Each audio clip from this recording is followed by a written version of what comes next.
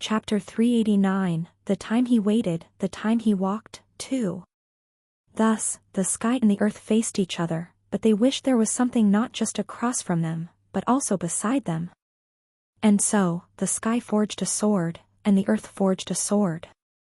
Since there was an opponent this time, they did not need to cut themselves. The sky struck down with its sword towards the earth, and the earth countered by raising its sword against the sky. Hundreds of sword strikes rose and fell. From the rifts in the torn sky, wind poured down incessantly, and water burst forth from the crevices of the battered earth.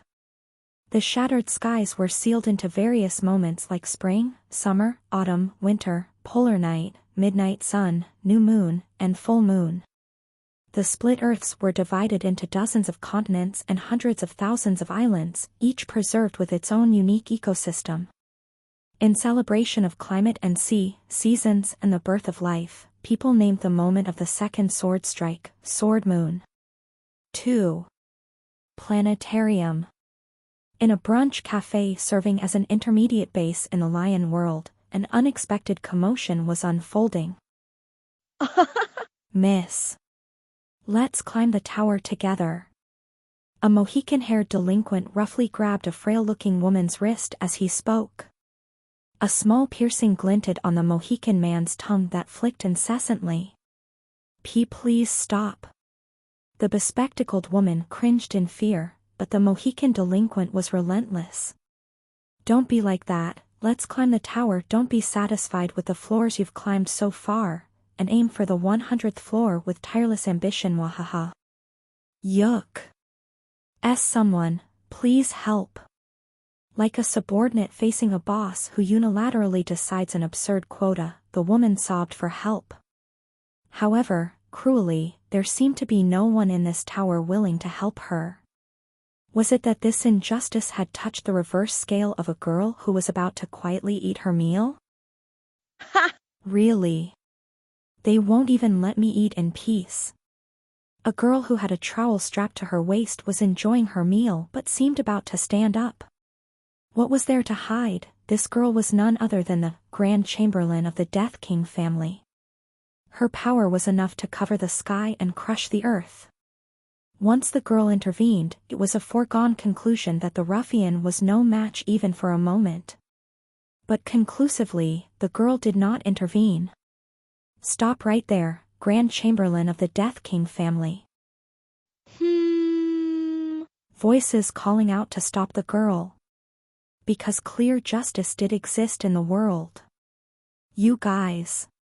We will intervene. The ones who stopped the girl were some men. They were wearing white dobaks. The character, Heaven, was written in large letters on the back. Beautiful hands of the Grand Chamberlain of the Death King family shouldn't exist to clean up such petty trash, right?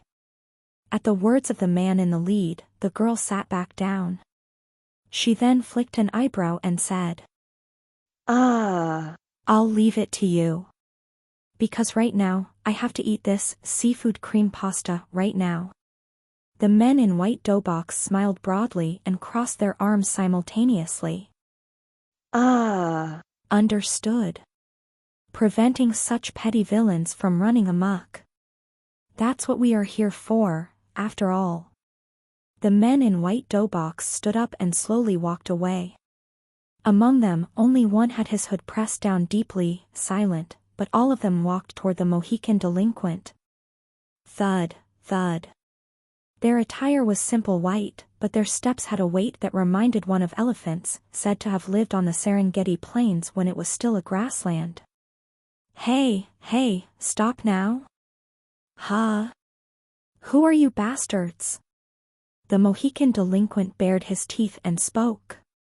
The man at the forefront lifted his head with an attitude of, oh well, it can't be helped. Seeing the man at the forefront, who had been obscured by shadows, the Mohican delinquent sneered. What's this? You stepped forward so boldly, but aren't you just a pretty-faced little kid? Indeed. The man in the dobak at the front, upon closer inspection, appeared more fitting to be called a boy. a Mohican delinquent and a delicate-looking beautiful boy. At first glance, it was a combination that seemed exceedingly dangerous. However, the boy, with a smile that could steal girls' hearts in a second, said this. My name is Gahiel. What? In the past, as the successor of the Baekdo Jinshin swordsmanship clan, I had the martial name of Sun-Piercing Sword, but now, after going through various circumstances, my current alias, after registering with the Chenmumun Guild, is Haruto. Introducing himself as Haruto, the boy snapped his fingers. Let's keep the rest of the introductions simple. Hunter card, open. With a pop, a card-shaped aura of light flickered in midair. Huh? A hunter card? No matter what grade a kid like you has, it'll still be. Aak. This rank is. The Mohican hunter, who was scoffing while looking at the card, screamed and collapsed. That, too, was inevitable. This, too, was bound to happen. What was there to hide? Could it be hidden even if one tried? The hunter ranks of the men in Doughbox were an average B rank. And as for Haruto, who had revealed his hunter card, he was an A rank hunter. For reference, the term hunter refers to those who climb the tower, and they were among the strongest of hunters. To say they were highly regarded even within one of the 5 great guilds, the Chenmumun, gives an idea of their formidable strength. I didn't recognize you. Like a frog facing a snake, the Mohican hunter flopped down on his knees and bowed his head. As Haruto looked down on this pitiful sight suitable for a petty villain, with a face filled with sorrow. It's quite sickening to watch. Could you please stop this scene? Why stop, Junior? It was just getting to the good part. Haruto scratched the back of his head with an awkward expression. The man in the dobok, who had been silent with his hood pressed down, suddenly burst out in irritation and threw off his clothes. Enough! You're really getting on my nerves. You guys. Haruto or whatever. You're all just a pain in the ass. The one who had thrown off his dobok was a handsome man with dark chestnut hair. Haruto was flustered. No. Yo! So? Ha! Calling us a pain in the ass, isn't that going a bit too far? Too far? What's too far? What's too far is your very existence. What did we even do? Do what? And no. Haruto could only repeat no or that's not it. He looked like someone from the outdoor hobby group being criticized by the indoor group, who enjoy games and comics. Perhaps because such scenes were all too familiar, none of the customers or staff at the planetarium bothered to stir the pot.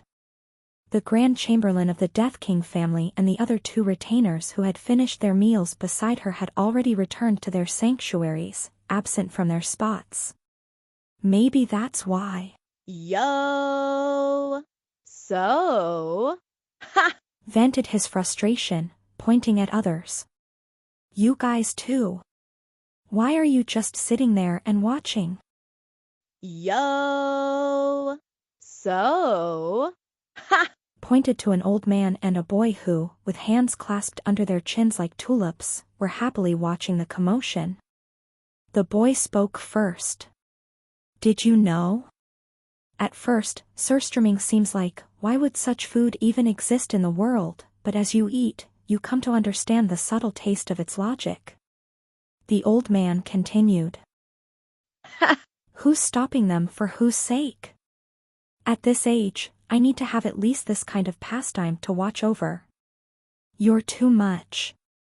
That's why you're called a water flea, old man. The bespectacled woman who was being harassed by the Mohican delinquent lashed out at the old man. The old man snapped back in irritation. What are you doing? You, who currently occupy the position of master of the alchemy castle, are pretending to be oppressed by such a riffraff. The Mohican delinquent seemed even more surprised by this. The woman, referred to as the master of the alchemy castle, pointed at the Mohican delinquent and expressed her injustice. He's intimidating. Look at this person. He's scary. My goodness, you are scarier. Do you know how often your disciple comes to me, pleading how terrified they are of you? The professor is so frightening. When I go back, the professor will torment me again. Professor Sean, please just tutor me a bit more. Really? The master of the alchemy castle pressed her glasses firmly with a dry hand. This brunch cafe, the planetarium, was carved out from the Great Library of All Things.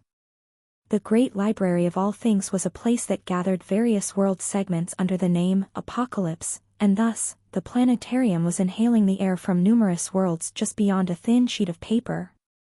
Perhaps that was why, although the atmosphere of a space is usually determined by the actions of the people located there, the planetarium was particularly extreme in this regard. When the Mohican delinquent caused a ruckus, it resembled a cheap bar, and when the Chenmumun disciples intervened, it had an indescribable eerie feeling, and when Yo! So? Ha! shouted, the cafe became as hot as fire, but with the master of the alchemy castle's simple action, it seemed to turn into a winter night. Yeah. Is that so? Yes. How should I scold this ungrateful wretch? I guess I need to go back now. Feeling a strong sense of duty, the master of the alchemy castle stepped outside the planetarium. The boy looked quietly at the old man. What? Don't you feel sorry for Miss Alchemist's disciple? Who put that guy on his path? This is exactly what he brought upon himself. You know? I'm starting to like your character. The old man snorted. While he did, the Mohican hunter quietly crawled away. Yo! So? Ha! Witnessing all this, pressed his forehead. These crazy fools. Chenmumun disciples cowered, watching. Yo! So? Ha! Mood. Yo! So? Ha! Hit his chest, almost despairing anew that these were his seniors. Really? Gongja. This damn Gongja. Do you see? Do you understand? This is the world you've created. It doesn't seem like such a bad world. Senior, please keep your mouth shut until we depart. Countdown starts now, 3, 2, 1. No. Haruto closed his mouth. Seeing this. Yo! So? Ha! Took a deep breath and then exhaled. It wasn't supposed to be like this when he suddenly started doing the Cossack dance. I should have made him dance more. I should have placed him in a void where no one can see and made him dance forever. The god who dances in emptiness expresses serious concern and mild regret. Such a declaration from the tower did not reach. Yo! So? Ha! Yo! So? Ha! Pressed his hood down again and walked over to the old man. Hey, old man, pack some food for me. With what? The usual stuff, you know, the one the big old guy likes. What's it, risotto? This kid really has no manners. He's the spitting image of me when I was young. Sheesh. Despite his words, the old man took the order with familiar movements and lit the stove in the kitchen. He then started cooking, pulling out bottles of water that Evian would want as mentors. Watching this. Yo! So? Ha! Urged his seniors. What are you all doing? Seniors, get ready to go up soon. Lunchtime is almost over, you know? We haven't even finished our meal yet. Then take it and eat on the go. Seriously, what disappointing seniors. No. Amid their fumbling, these were also the senior disciples from Martial Alliance.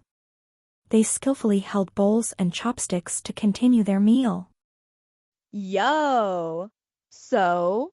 Ha! Turned back to the old man. And then there's the big old guy, you know. He said to take some time off and come hang out sometime. Bring that sword saint guy too. Why again? Oh, why, you ask. Maybe the old man misses another old man. Go play some go with him. That Bu Wulsun guy. Muttering, the old man finished cooking with a face that didn't seem entirely displeased. Taking the packaged food. Yo! So? Ha! Said to his seniors. Let's go. The disciples of Chenmumun chuckled while packing up their bowls and chopsticks. Right, Junior. Let's return to our castle. To the pinnacle of Baekdo, Muram Alliance. Yo! So? Ha! Sighed. Oh Gongja, please, realize the enormity of your sin. Key formation complete. All the apostles you recruited have offered their sincere prayers to you. And then, once again, a declaration from the tower resonated somewhere. Floor 92 has been cleared. This announcement, too, went unheard by. Yo! So? Ha! He simply cursed and grumbled as he led his senior disciples out of the planetarium. And following them slowly was someone who had heard the declaration of the tower. Entering floor 93. Chapter 390, The Time He Waited, The Time He Walked, 3. The great slashes had adorned the world 4 times in total. From the third slash, humans were finally born. People named the moment when this third slash occurred, Swords Day. In the fourth slash, humans, who were originally one group, were divided into countless races, countries, cities, villages, clans, families, and eventually, individuals, were born. People named the moment when this fourth slash occurred, Swords Era. And time flowed on. To differentiate from the Swords Year, the Axe's Year, Spear's Year, Bow's Year, etc., were created. To differentiate from the Swords Month, the Armor's Month, Shield's Month, Bracelets Month, etc., were created. Similarly, to differentiate from the Swords Day and the Swords Era, countless days and eras were created, and these were further divided into countless minutes and seconds. There were those who called these detailed naming of times the fifth slash, but it did not gain everyone's support. Regardless, these fragmented times began to revolve, each with its own season. And finally, the moment came when the Swords Year, Swords Month, Swords Day, Swords Era, Swords Minute, Swords Second all meshed together like gears. It was also the moment he was forged. 3. Temples are generally the main halls where the gods who govern the laws of that world reside.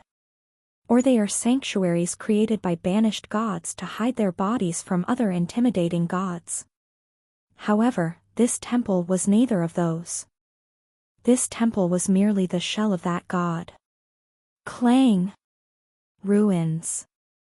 Within the repeatedly flowing gears of time, and amidst the eternal winter that eventually arrived, the temple was nothing more than a decaying husk that could not be shed, hovering above the ground. Clang! Clang! Clang! Within that shell, the sound of something solid colliding echoed. Clang!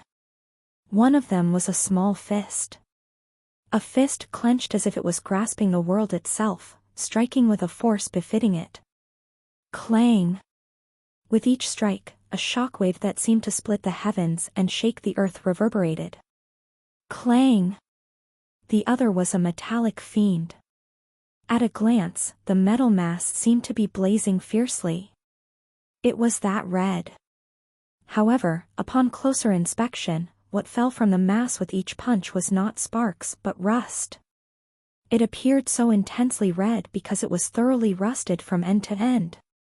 Clang! The girl wielding the fist had golden hair. It wasn't the thick color of thick honey. Rather, it was flimsy, as if scattering dandelion seeds in the air glued together. Clang! Through the gaps in the golden wheat field that shook with each punch, two things stood like scarecrows that barely remained after a typhoon. They were broken horns. The girl was not human. She was one of the oldest dragon emperors and one of the constellations with the widest territories etched in the sky. Are you the ox that harvests ruins? Someone called the girl's title. The girl's fist, which had been pounding the metal, paused momentarily. The girl merely glanced aside. Her flimsy hair had enough gaps to easily see the collar through the eyes covered by her bangs. The girl's lips twitched. Venomous snake? Yeah. You probably don't know who I am, what? How do you know? The man with gray hair, who had been leaning against the temple pillar and watching the girl with his arms crossed, was startled. Clang! The ox that harvests ruins, Musha, calmly answered while striking the metal mass again with her fist. What do you think are the virtues required of a god? Sincerity? Venomous snake responded reflexively to the sudden question. Musha paused her fist briefly, then nodded. You know well. It's proof that you've played the part of a god properly. I've struggled a bit. No, that's not it. Being a god is akin to being a slave. Clang! Musha struck the metal again with her fist. Thus, a good god is a good slave. So, a tower master must be the best god for everyone. Clang! As the sound of metal echoed, Venomous Snake closed his mouth. The topic of the tower master was still something he did not fully understand. Musha continued speaking. I too am a good god, not as much as a tower master, though. And the virtue of a slave is sincerity. Clang! That sincerity, which I momentarily lost and became complacent about, caused me to lose my horns. Clang! The one who cut off my horns lived in the same world as you, and you even managed to hit him once. It's only natural to remember and be prepared. I don't know if I should say it's an honor or be furious about that. Venomous Snake scratched the back of his head. Then, muttering, well, I suppose I have to accept that I claim to be his rival, he looked at Musha. Aren't you going to ask why I came here? You'll explain it yourself, won't you? Either in words or through action. I might. But you could also say something like, you came here for this reason, didn't you, just like you guessed my name earlier. Why should I reveal my hand? Didn't you say a good slave? I said the virtue of a slave is sincerity. Foolish arrogance is the virtue of a fool. Venomous Snake closed his mouth. Musha also closed hers, so for a while in this god's husk, only the sound of God's fist striking the metal mass rang out, clang, clang. Hesitantly, Venomous Snake spoke. Do you know what a hammer is? It would be easier if you used one. While speaking, Venomous Snake thought. Hammer? What is that? This is called a hammer. It makes it easy to pound metal. Amazing, Venomous Snake. How can a place like the Lion World put such overwhelming technology and dedication even into something as simple as pounding metal? Venomous Snake. That sounds so bad even to me, so can you stop? I didn't say anything. You're thinking it. No. Thoughts are free, aren't they, even for a renowned constellation? That was just a violation of privacy. Anyway. There is such a thing as a hammer. This. Clang. Is my horn. Clang. I had to use my fist to refine my horn. Any other metal would be too soft. Indeed. Having once lived among people as a god and acted as a blacksmith, Venomous Snake stroked his chin. That's also why it's so rusted. My horn can only be rusted by time. All other flames are too cold. Indeed. Venomous snake sighed. You said time is your power. So, only you can melt or break your own body? That's right. It makes sense. But that's all it does. Venomous snake crossed his arms. It was Kim Gongja who cut off your horn. Clang. With a sharp sound, the metal struck by the fist let out a great scream. It was a death rattle and at the same time, a birth cry. Congratulations! Unlike her usual calm tone, a lively declaration from the tower resounded. An item of immeasurable grade. You have created the 13th world-class artifact. This declaration was heard by Musha, of course, and by Venomous Snake as well. Venomous Snake tensed up. Regardless, Musha stood up from her spot. After shaking the freshly forged sword a couple of times, she held it up with a chick sound. Plus. Regressor's Harvester. Rarity, world class. Creator, the ox that harvests ruins. Description, a sword of obsession forged from her own horns by the ox that harvests ruins. This is the so-called time-traveling tracking missile. It might as well be called the absolute regressor killing missile. Terrifying. Those who die struck by this sword regress along with the sword. What does that mean? They die again as soon as they regress. And if they regress again? They die again right away. Abandon all hope, ye who are slain by this sword. That's what it means. Plus. Venomous Snake swallowed dryly. The reason I came here is because of a prophecy. Musha simply looked at the sword, silent. Venomous Snake continued speaking. A real prophet, not a fake one, has appeared in our tower.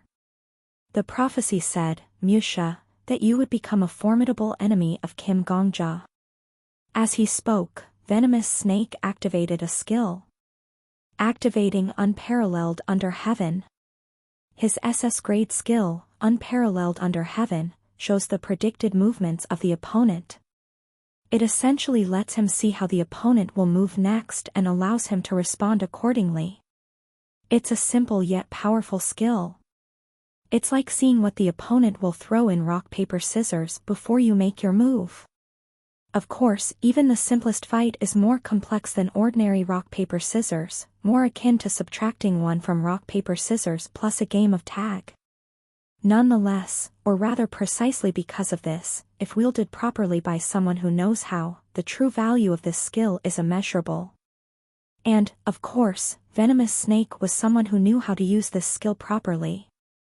That's when it happened. So noisy. Musha muttered as if chewing on the words. Thinking the comment was directed at him, Venomous Snake bit his lip and prepared to take a proper combat stance. It was a misunderstanding. Musha's words weren't directed at Venomous Snake. Musha's eyes weren't even looking at him. Just say what needs to be said, like a savior. Venomous Snake looked puzzled, but Musha did not respond. Her gaze was fixed on the item description. After a moment, the item description squirmed and changed. Plus. Description, but that's too rigid, isn't it? I, who handle the item messages, together with my sister, who handles the skill messages, dream of being a bit more humane, more approachable representatives. Strong sense of mission, we will do our best to become a more proactive tower. Sincere aspiration. Plus. Musha pressed her forehead. It's like it's gone crazy. It's just like the lady who walks the Mirage line. Huh? Lady? If you're talking about the lady who walks the Mirage, that's my line. Venomous Snake straightened his chest as he spoke. Musha then glanced at Venomous Snake, sighed similarly to before, and raised her hand. She struck down, boom. With a booming sound, the sword, Regressor's Harvester, that Musha had just forged split into two. What the hell? The tower's item manager was shocked. You've just destroyed an ungraded world-class item. Venomous Snake also looked stunned. What are you doing now? That was never what I intended to make. Musha dusted off her hands as she spoke. Your talk of that bastard stirred up malicious thoughts. That's why it was created. Since it's already made. It might be fun to use it as it is made, but I am a representative of time. I cannot allow coincidences caused by myself. And so, Musha began to refine her horn once again, which had returned to its raw mass form. Clang, clang. The sound echoed dryly within the temple. Venomous Snake watched silently for a while. What were you trying to make? Something that is not a weapon. Clang. Something that would swing toward what is not alive. Clang. Something that you arrogantly thought I might not know about. Clang. I am making a blacksmith's hammer. Venomous Snake was silent for a moment. He asked. What will you use that for? Anything. Clang. I want to create a tool that someone can use, not something that uses someone as a tool. Clang. That way, at least it will be better than that trash item just now. Clang. And it will get me closer to that bastard who broke my horn. Venomous Snake took note of her answer and pondered deeply. Canceling the activation of Unparalleled under heaven. Then, Venomous Snake asked. Need help? Yeah. I've done some blacksmithing before. You said your fists were enough, but you never know, right? Venomous Snake rolled up his sleeves and grinned. After all, this fist almost pierced through that bastard's heart. Musha frowned. It didn't last long. She snorted dismissively and then turned around and said, Do as you like. And so Venomous Snake did just that. Clang. Clang. Different sounds echoed, and time passed. Clang. A shockwave burst forth. Like a crack forming in an egg, a gap appeared, and from within, a sharp, clear burst of light exploded. And then... Congratulations! The temple began to collapse. As if a shell, long ago shed, had finally accepted its fate to crumble. An item of immeasurable grade. Thud. Thud. The roof sagged, and the columns supporting the temple buckled. Initially, the surfaces of the columns swelled as if suffering from indigestion, and soon, they crumbled, spewing out dust. The shockwave had brought down the temple from the inside. You are the first to create an object surpassing world-class artifacts. It is said that everyone who set foot in the tower heard that declaration on that day. Key formation complete. However, the constellations entwined with you have changed their ways of life because of you, and as a result, they can no longer exist in the same way as before. The fact that another tower's declaration, which only one person could hear, also resounded at the same time. The 93rd floor is cleared.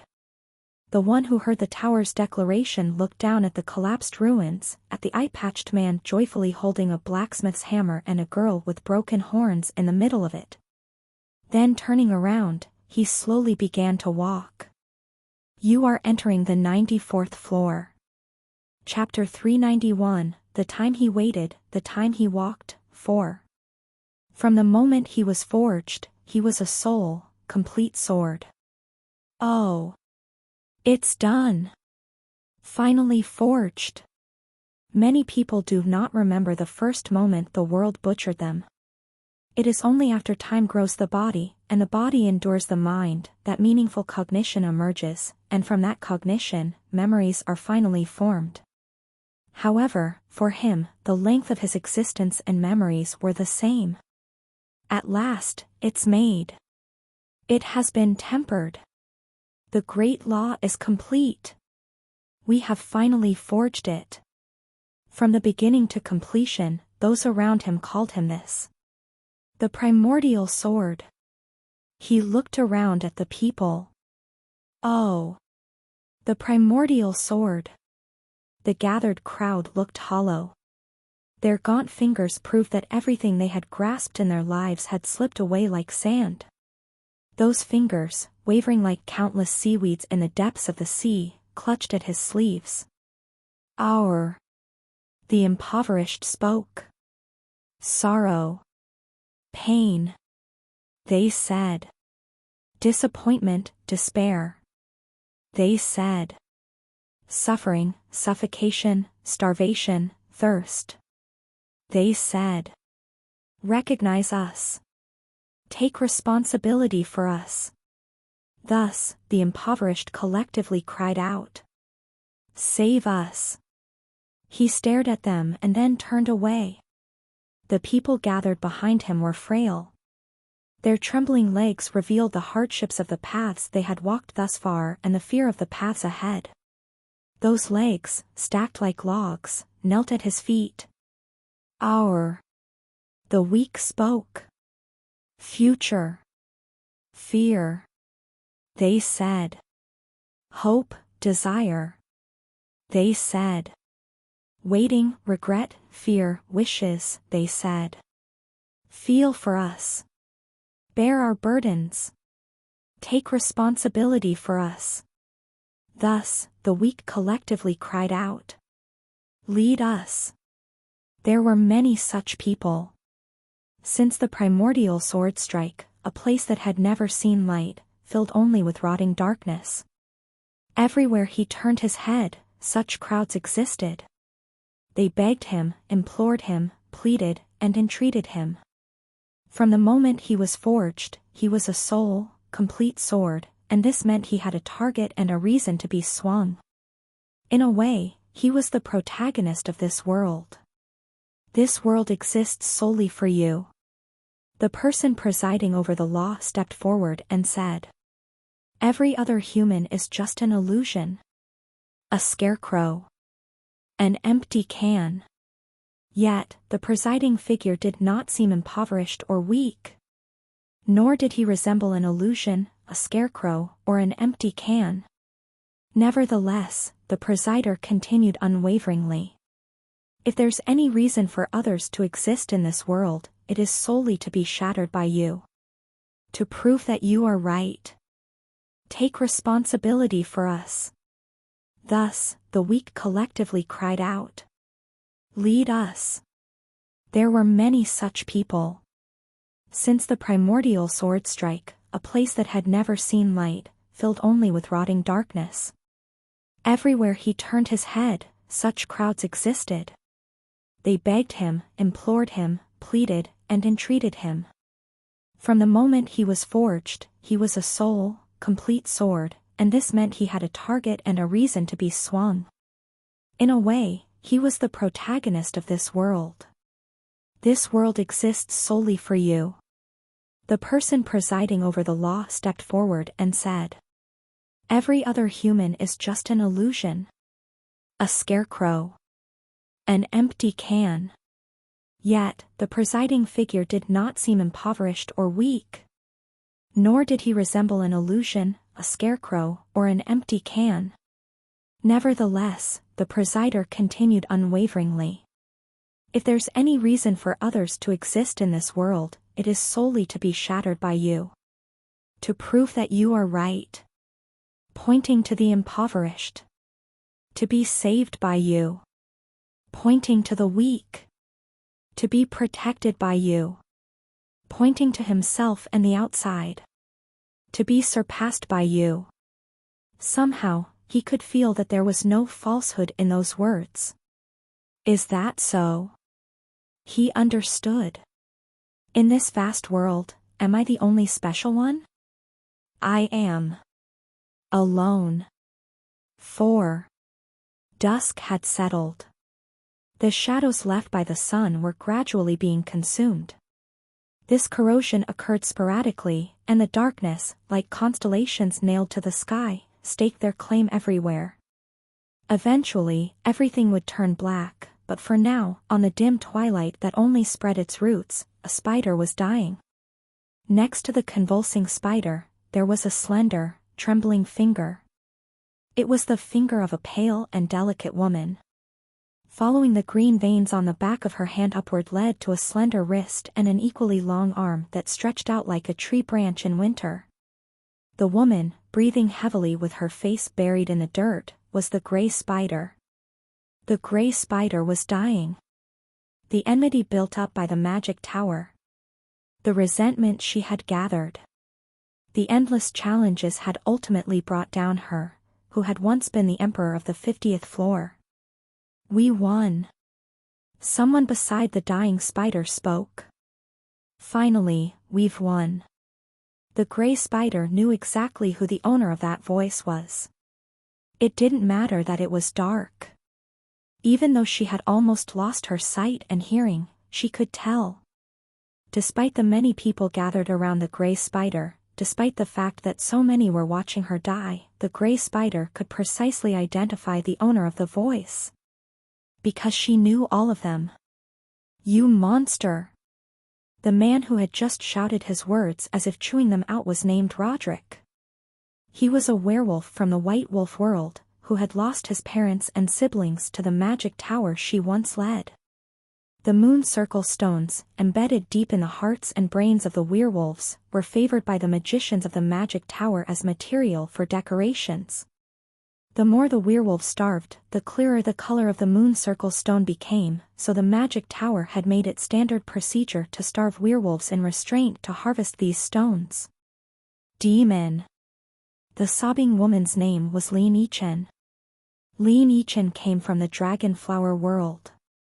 Her race, also called Deleeks, was close to trees rather than people. It was an extremely rare example among the genealogy that constituted intelligent life.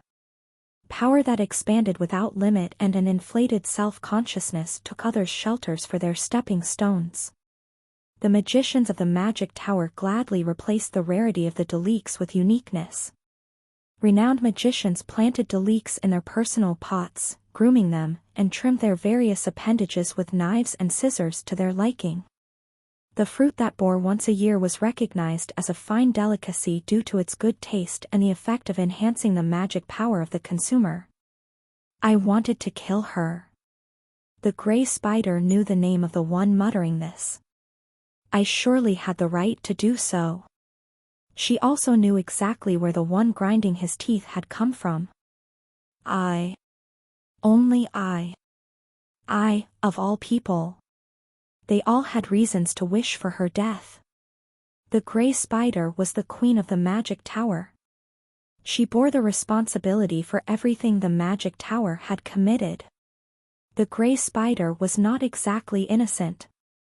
Her hands were very red. There had been far too many unnecessary bloodshed. I was first. Don't make me laugh. My right to challenge came before. Why didn't you wait until it was my turn? Growling voices surrounded the gray spider, a web woven of words and breath trembling with hostility toward each other. Someone stepped forward. Stop it. The gray spider knew who this someone also was. She knew that this person wanted her death more than anyone else present here. That someone was the very person who had defeated her, the challenger of the recent battle. What? Just because you won the challenge, do you think you have the right to preside over this place? You're not trying to sympathize with this monster, are you? People bared their teeth. For those who had lost their skins to the magic tower and could only expose their flesh, everything happening in the world felt like a cold wind. However, the challenger spoke calmly. We didn't come here to fight each other. People closed their mouths. They could feel that his calmness was as precarious as a tower of cards set upon ice. Suppressing and suppressing, the challenger looked down at the gray spider. You're dying, aren't you? The lips of the gray spider weakly parted. Instead of words, only blood foam trickled out before sealing again. It didn't matter. He wasn't interested in her answer anyway. No, it would be more accurate to say he was forcibly suppressing his intense interest. I hope you just die as you are. The challenger crouched and whispered. Please, don't try to show will or spirit. Don't struggle, and don't try to leave any last words. Just, die like this. The soft whispers continued. I won't give you a dramatic death. The whispers carried a curse. There will be no coffin for you to enter. There will be no grave for you to be buried in. No one will know the date of your death, so no one will commemorate your anniversary. I hope that you die lonely and are simply forgotten. Silence flowed. No one spoke. It wasn't just due to the chilling hatred. They were silently agreeing with his words. Just as the gray spider could not forgive her own gods, they too could not forgive the gray spider. That was all there was to it, and such were the things that simply ended in the world. The gray spider knew this too. She knew it better than anyone. The gray spider coughed. I. The gray spider reached out a thin dry hand. Those gathered tensed. The challenger, who had been casting curses, hesitated and reached for his weapon. It was a misunderstanding. The gray spider had merely reached towards the night sky. Her fingers, spread like hooks, grasped the starry sky for a moment. Then let go. Thud, it dropped. And that was the end. The gray spider did not open her mouth again. She couldn't. She was, quite literally, no longer alive. Is she gone? She's gone. People murmured. Some of them approached and poked the body of the gray spider with the butt of their weapons. Only when there was no response did a sigh of relief spread among the people. It was brief. That relief soon turned into questions. What was she trying to say? Murmurs circulated again. She wanted to act haughty until the end. No, she must have been trying to beg for her life disgracefully. Maybe she wanted to say she was sorry. Or maybe. In the darkened field, those murmurs could have spread like wildfire. The challenger shouted. Stop! People flinched and fell silent. The challenger, gritting his teeth, said. Don't discuss it. It was as if he was stomping out the embers of a wildfire. Don't try to interpret. Don't try to convey. Don't think about its meaning. Knowing hurts and understanding kills. Trying to understand the gray spider was enough for when we fought. There's no need now that she's dead. The challenger stated firmly. Just forget it. People silently nodded their heads. That's right. Someone chimed in, and oblivion is indeed the rightful hell for the soul of that monster, someone else added. As per the challenger's suggestion, they resolved to forget the very existence of the gray spider. However, everyone knew that it was impossible. The death of the gray spider, ultimately, left an indelible scar on those gathered here, as much as her life had. Damn it! Feeling too bitter and resentful, the challenger could only grit his teeth and turn away. The body of the gray spider was left in the field, unclaimed by anyone. But it was not left alone. Key formation complete. A quiet declaration echoed. The one who faced the greatest turning point in their destiny because of you, even though they met death, does not resent you. The 94th floor is cleared. The one who heard the declaration silently looked down at the body of the gray spider. No semblance of a soul rose from the husk left by the spider. That soul didn't recognize him, nor did it face the Beihurayung, who was present beside him. Just as it had been in life, even in death, things like reconciliation and forgiveness between the gray spider and her victims did not occur. Not yet, at least. The one who heard the declaration knew that such events would eventually unfold. No matter how long it took, such events would occur, and he would assist in making them possible, knowing this had been his role for a long time. Entering the 95th floor. To do so, he would need to ascend the tower. Chapter 392, The Time He Waited, The Time He Walked, 5. Hee ha ha. Are you that accursed juncture created by the demons of the Great Yin Grotto? You seem inherently evil. I, the Venerable One, shall strike you down and make you the protagonist of the 5th sword strike. A juncture, also known as a Chinese hopping vampire, is a type of reanimated corpse in Chinese legends and folklore. It is typically depicted as a stiff corpse dressed in official garments from the Qing dynasty, and it moves around by hopping with its arms outstretched. He slashed. Amit Ba sword. New life is invariably forged by the swords of those in love. That has been the rule ever since the 4th sword strike embroidered this world. You are a product of demonic arts that disrupt the harmony of this world. I shall slash you down with my sword and put you at ease.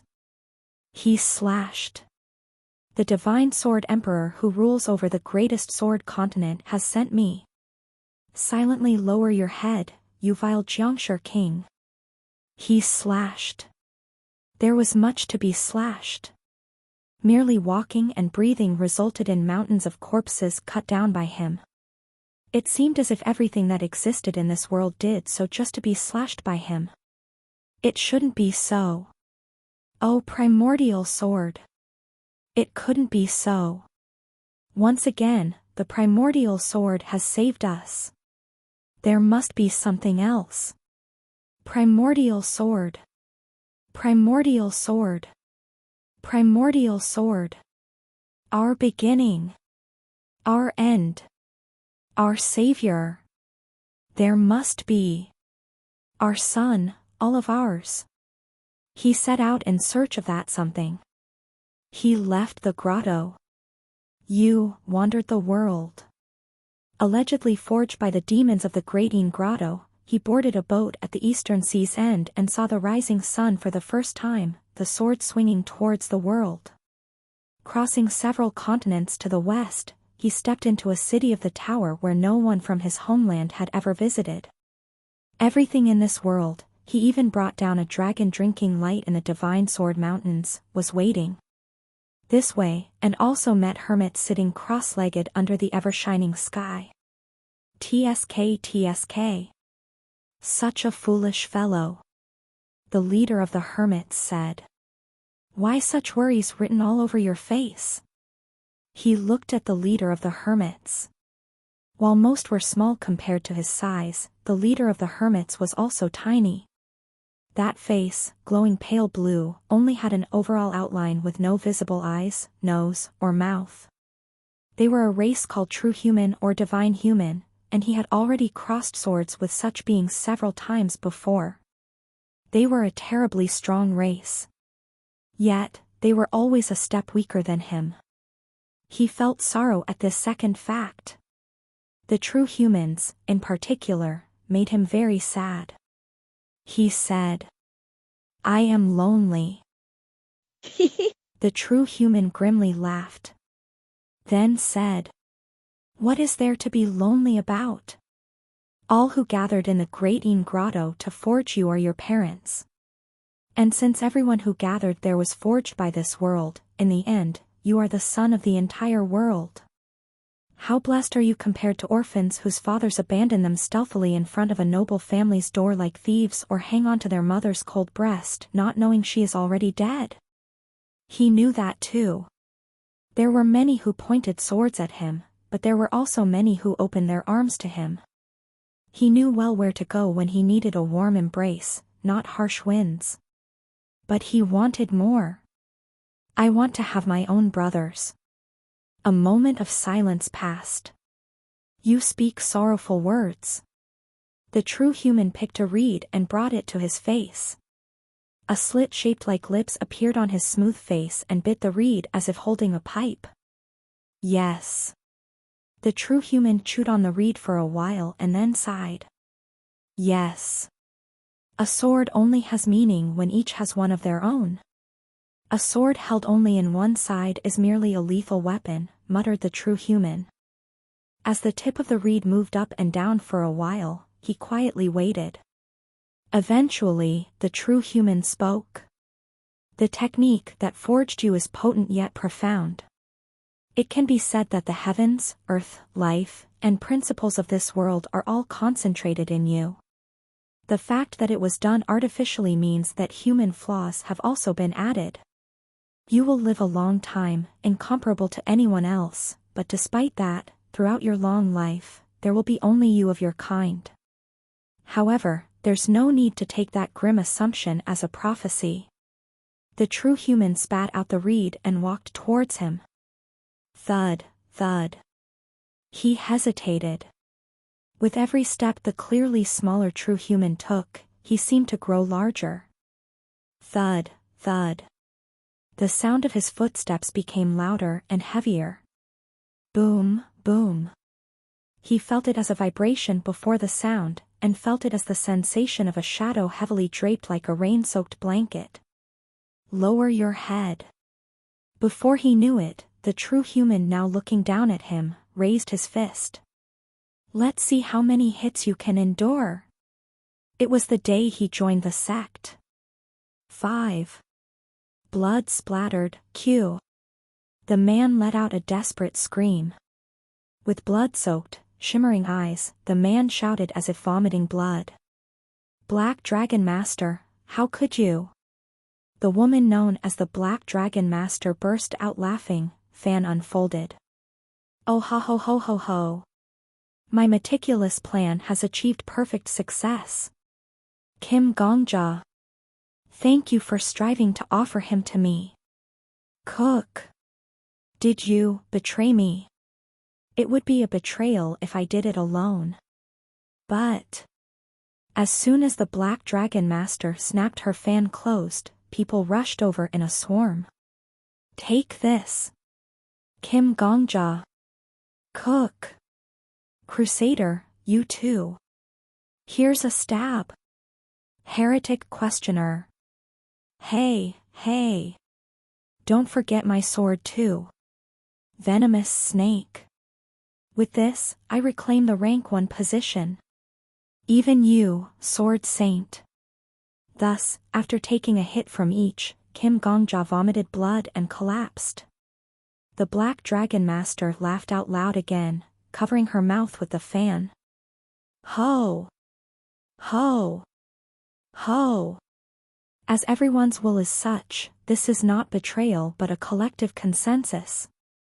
Kim Gongja could not respond to those cruel words.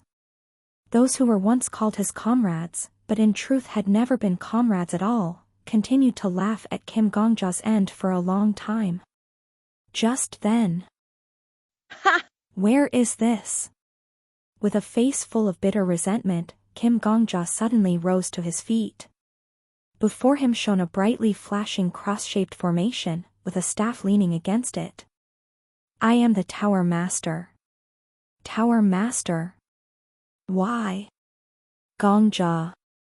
You were not meant to die originally. However, having experienced such misfortune, I wish to offer you another chance. As the Tower Master spoke, light began to rise from Kim Gongja's body. Kim Gongja trembled as he looked at his own hands. Oh. Ooh. This power is. It's your potential. This is my power. Feels like it could even date a constellation. No, even the tower itself, this power is mine. And that's not all. Open your stats window. Kim Gongja did just that, and soon he could see his skill slots filled with 99 SSS grade skills. The Tower Master flashed brightly. I will now send you back to the time you desire. I understand. Looking at the Tower Master with a deep gaze, Kim Gongja responded. Soon, Kim Gongja melted into the crevice of space-time and resolutely declared. In my past life, I lived for others and was betrayed. I will not make the same mistake twice. Kim Gongja firmly declared. This life will be lived solely for myself. Kim Gongja. It was the moment when the man who would later be recorded as capable of even destroying gods had returned. Ah. Nice. With a thud, the manuscript fell on the table. A goblin cartoonist scratched his bald head. Really? The elf editor nodded. Yes. It's really good. Especially this part. A power that might even destroy the tower. The direction around this scene is just epic. Wow. I knew you were good at drawing, but this is truly moving. I've been in the industry for a while now. Yes. Now it's about time you released your own hit work, right? You can't keep being an assistant to others forever. Settle down. Build a concrete house. Actually build a house. Right? Encouraged by the editor's words, the cartoonist twitched his thick lips but soon laughed emptily and nodded. That would be more than I could hope for. Ah. It will happen. This stuff is popular right now, totally trending. You know about Kim Sulam, right? The snail race author who debuted the year before last. His first work made into a fire painting play became a huge hit. I heard he even built a whole building not in Babylon but in that paradise place on the 20th floor. Really? Of course, it's true. Why would I lie? Right? The overly confident elf editor's words made the cartoonist's heart flutter. A building. He had not even dared to hope for that. The mention of 20th floor and Babylon was too far-fetched, almost unreal. But maybe, just maybe, he could afford a house. No more worrying about rent. The cartoonist looked down at the manuscript he had drawn with a displeased face. Although he was a 15-year veteran, the quality seemed ludicrous, but if it meant achieving the long-held dream of financial stability, he would have to endure it. That's what he thought when. But, Mr. Author. Yes? The words of the elf editor brought him back to reality. There are some parts that bother me. The cartoonist hesitated, looking down at the manuscript. A sinister dampness seemed to soak the bottom of his heart. Every time he heard such words, nothing good ever followed. Which parts? What do you think? Shit, why are you asking me that? It's not like this is a public school class, just tell me what bothers you, thought the cartoonist, though he did not say this aloud. Instead, as always, he crossed his arms and watched the editor gesture towards him cautiously saying, well, perhaps it's too direct to make the god Kim Gongja the protagonist? No way. The god Kim Gongja is public property, public property. You know the deal with the vote results. According to Babylonian interpretation, it's totally fine to use it however you want. Then, maybe having 99 SSS grade skills was too much. Sigh. That's wrong too. You really lack sensibility, Mr. Author. Here. Look here. The cartoonist looked bewildered as the elf editor pointed to a specific part. It was the scene of the Tower Master's appearance. The elf editor spoke with a face full of sighs. Why would the Tower Master be like this? What is this? That, it's a hypercube, a 4-dimensional shape. 4-dimensional why? Because your mind is 4-dimensional? Why did you do it like this? The cartoonist muttered with his head bowed. The elf editor, leaning in with his large ears, prodded, yes? What did you say? It took a while before he got a response. I thought it would be fitting for a god to have an ineffable, incomprehensible aura. Sigh. The elf editor let out a long, exasperated sigh. What are you talking about? No, no. Make it a beautiful girl.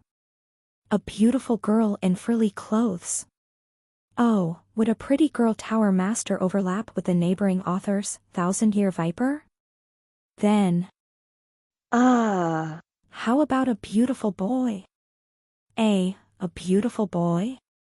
Yes, yes. A beautiful boy, very pretty.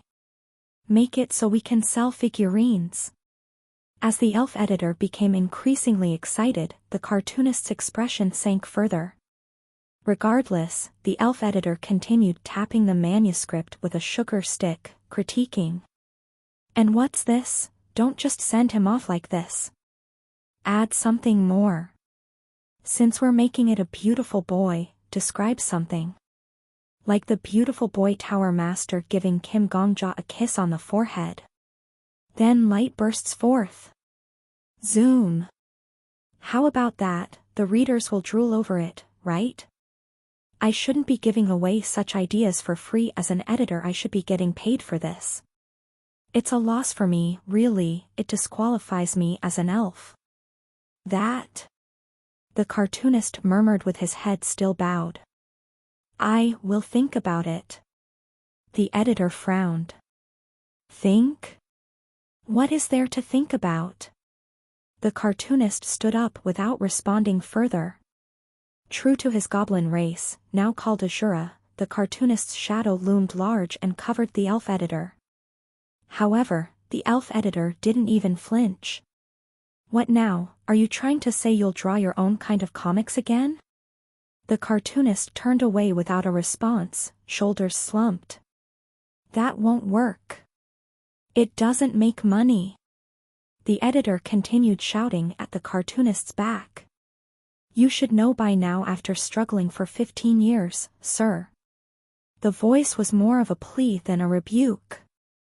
Ah. You won't make money.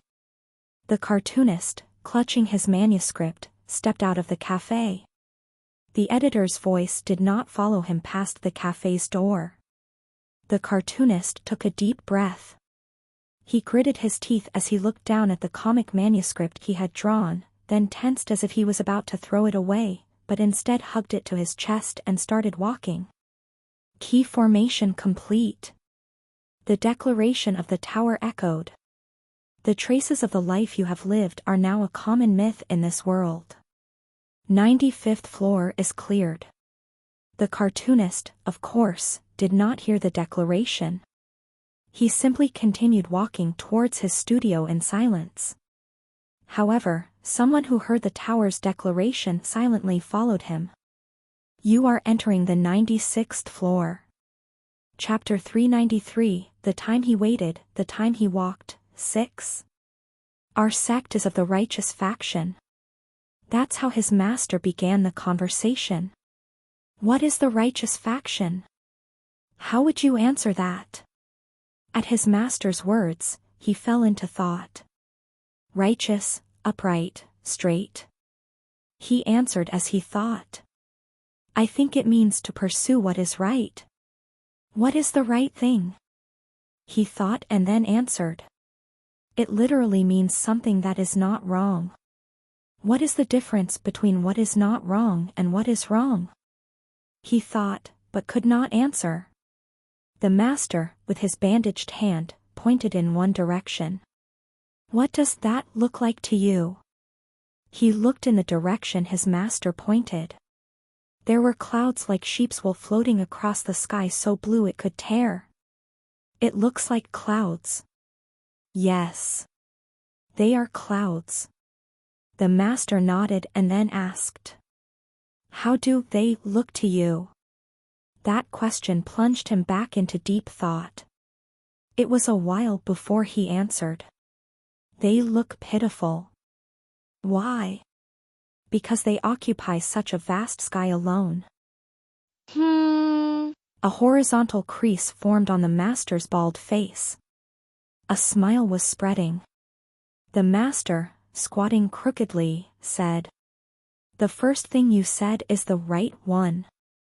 Calling a cloud is not wrong, the master said. Seeing all things of heaven and earth as they are. Accepting them as they exist. A mountain is a mountain, a cloud is a cloud, the wind is the wind, and water remains water. This is the mindset of the righteous faction. Pft. The reed held between the lips that opened alone without eyes and nose flapped like a pipe. The next thing you said was the wrong one. Putting one's own sentiments onto the cloud is wrong, the master said. Why is the sky so clear? It is because it doesn't understand my feelings. Why is the cloud floating alone? It is because it empathizes with my situation. This perspective. From this interpretation, in the view, a mountain cannot be just a mountain, and water cannot just be water. This is what is called the mindset of the demonic faction. The master chewed on the reed as he elaborated. In essence, the righteous faction empties itself to contain the world, while the demonic faction uses itself as a rope to entangle with the world. Both have clear limits.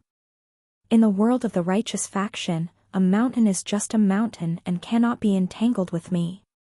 Conversely, in the world of the demonic faction, all things cannot exist separately from me. While listening to the master's explanation, he thought of those who had tempered him and those he had cut down. The master showed his bandaged fist. I hit you on the head, didn't I? That was because it is part of the introductory procedure of our sect. Why do you think that procedure exists? To empty the mind. He answered like that, and then spoke in a respectful manner. Because you can only fill it after it's emptied. That's right. The master nodded. As humans, it's difficult to see a mountain as just a mountain. There's a need to cut away the contexts that have settled in our heads. You also, being of a special birth, needed to be hit more. I thought it was because my head was hard. Of course, that was also a reason. A silence followed for a moment. The master smirked and took the reed from his mouth, pulling it out from between his index and middle fingers. Thus, I have emptied you, my disciple. But do not misunderstand.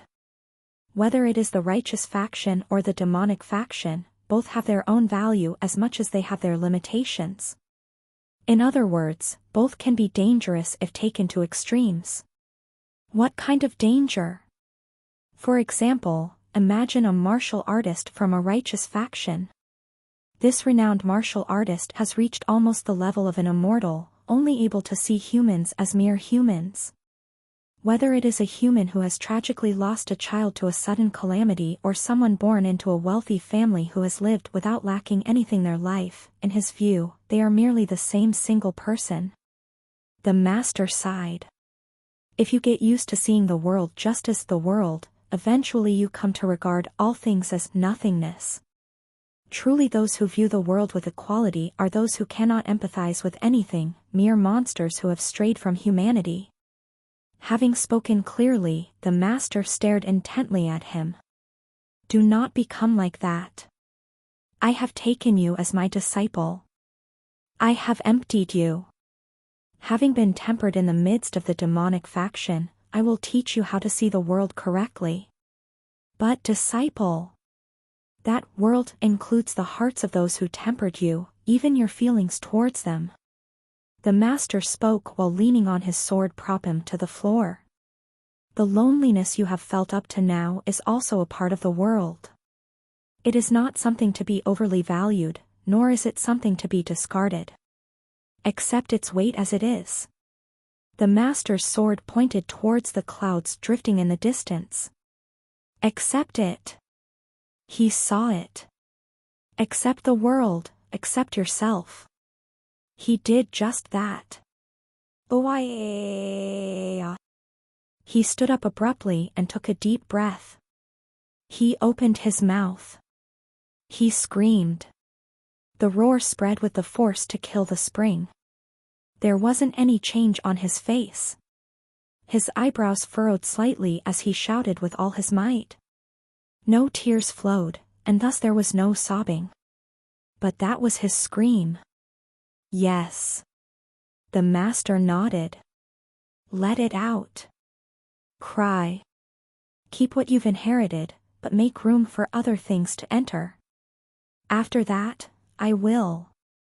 The master spoke in an energetic tone. I will teach you how to smile. The master kept his promise. 6. Key formation complete. The tower's declaration this time was extremely swift. As soon as he entered the 96th floor, it echoed. The number of works depicting your life, the number of people who have seen those works, and the number of people whose lives have changed due to those works meet the required numbers. The 96th floor is cleared. Thus, the stairs leading to the 97th floor appeared. However, the one who heard the tower's declaration did not step towards the stairs. He simply followed the path of the goblin cartoonist. The goblin cartoonist was stuck in his workshop, lamenting his fate. F***CK. Is it that I don't have money, or is it that I lack dignity? No. Yeah. If you don't have money, you lose dignity, that's the way of the world. I know. But still, maybe I should climb the tower too? Learn martial arts and try being an adventurer? Where beasts tread, a path forms, lamentation too becomes routine. The cartoonist's complaints were familiar and flowed smoothly even without the help of alcohol. Why did I pick up a pen instead of a sword? Why was it ink and not blood that I smeared all over? The cartoonist's gaze moved from his manuscript to a comic magazine released this month. The cover featured a comic character by Kim Solom or Park Solom, who had built a building in paradise. His self-pity quickly turned into resentment towards others. I'm jealous, that damn bastards. I wish people would just like what I draw without any fuss. Damn it. Everyone else seems to live just as they please, so why do I have to suffer like this? Jealousy weighs down the heart. The goblin cartoonist, grinding his teeth, eventually exhausted himself and collapsed onto his work desk.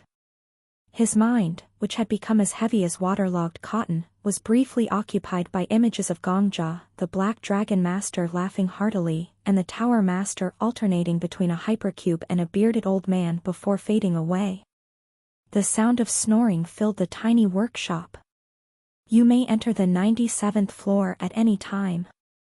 There was a gaze quietly observing the cartoonist who had fallen asleep like that. The cartoonist could not feel that gaze. Not just because he was asleep. It was a gaze that no one in this world could feel. But the gaze was definitely fixed on the cartoonist. The owner of the gaze was clearly in the same place as the cartoonist. In this world, an intangible touch rested on the cartoonist's shoulder.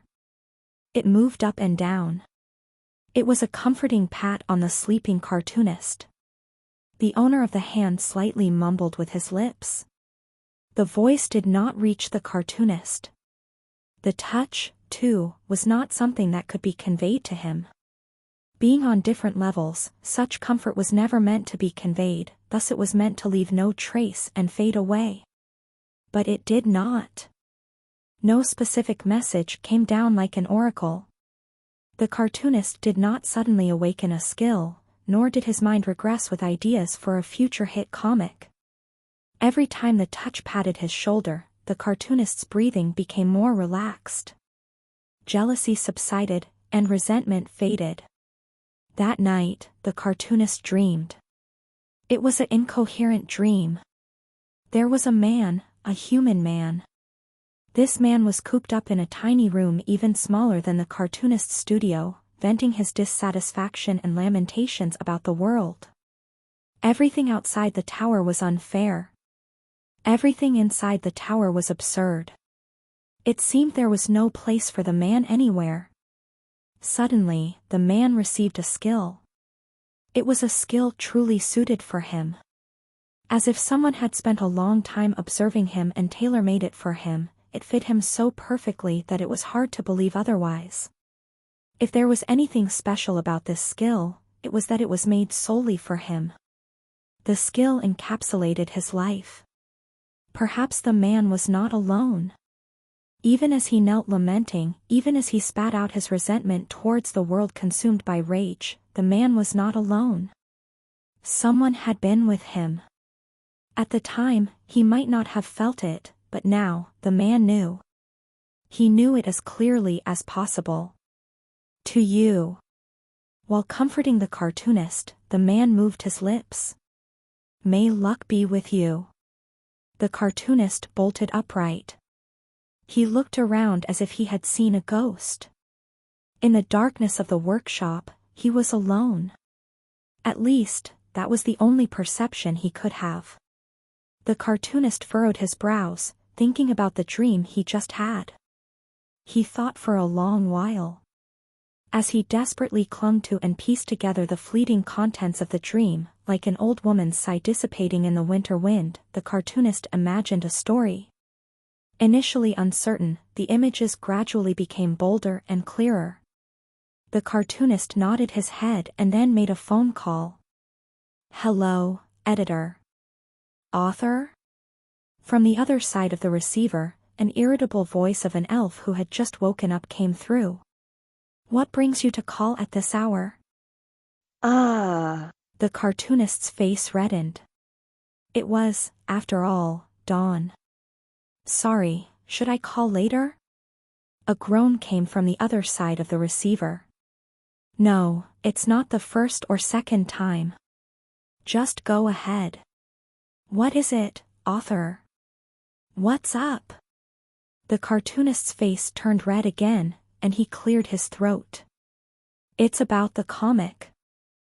Ah. Yes. I was thinking, instead of making the Tower Master a pretty boy, how about a cute mascot animal with a jewel embedded in its forehead? Can I redraw it? Silence followed. The cartoonist waited anxiously for a response. After a while, an answer came. Redraw? It was impossible to discern the expression from the other side. The cartoonist couldn't tell if the editor was angry, disgusted, or just curious. The cartoonist spoke as if making an excuse. Yes. I think I can draw a better comic than what I showed you. Silence followed again. The cartoonist hurriedly spoke. No, it's just that, what I showed you yesterday, I can do much better than that. Are you sure? This time, the cartoonist fell silent. The editor prodded as if urging a confirmation. So, are you confident? The cartoonist thought deeply. Was he confident? Did he believe in this path? Did he believe in this material? He wasn't sure. Confidence? There was never any certainty in choosing to walk the path of an artist. He doubted whether there were really people in this world who could design their lives with a clear vision. At least, it was something the cartoonist didn't know. But still. Despite everything. I can take responsibility. The cartoonist replied with his head bowed. A long silence. Finally, a sigh came from the other side of the receiver. You need to make some money too, author. The cartoonist understood what that attitude meant. He spoke with a voice half ashamed, half excited. I will make it. I should be able to, probably. What do you mean probably? Please help me. The cartoonist said. Just help me a bit. Silence flowed for a while between the two over the phone. Eventually, as it always has historically, the elf was the first to concede. Ugh. Really? The editor lamented. All right, I'll wait. A flush of relief spread across the cartoonist's face. Thank you. If you're really thankful, make it a hit. I'd also like to receive a bonus or something for once. I'll do my best. Okay. I'm hanging up. And with that, the call ended. The cartoonist put down the phone and nodded his head.